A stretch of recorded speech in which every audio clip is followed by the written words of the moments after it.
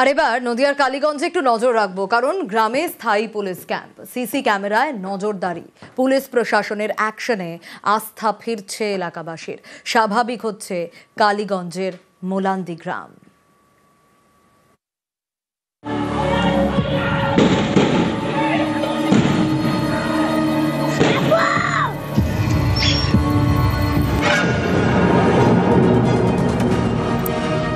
গ্রামবাসীদের দাবি মতো তৈরি হচ্ছে স্থায়ী পুলিশ ক্যাম্প।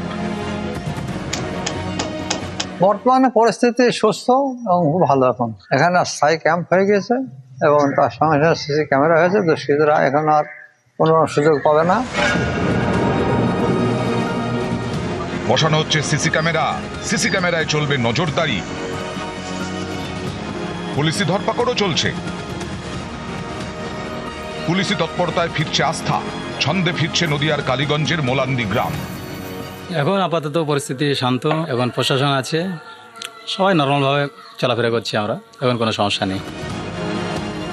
23শে জুন নদিয়ার কালীগঞ্জ বিধানসভা উপনির্বাচনের ফল ঘোষণার দিন এক বালিকার প্রাণ যায়।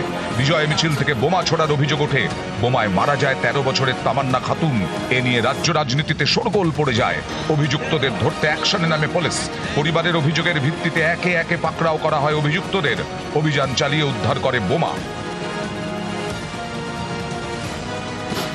স্থানীয়দের আস্থা জোগাতে মোলান্দি গ্রামে স্থায়ী ক্যাম্প তৈরি করছে পুলিশ। গ্রামে এবং নিহতের বাড়ির চারপাশে লাগানো হচ্ছে সিসি ক্যামেরা।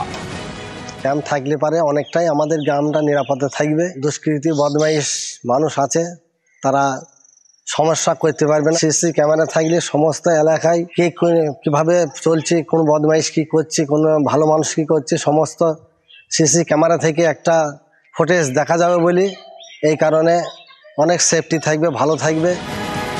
পুলিশের পদক্ষেপে আস্থা ফিরে পাচ্ছেন গ্রামবাসীরা। ধীরে ধীরে স্বাভাবিক হচ্ছে কালীগঞ্জের মোলান্দি।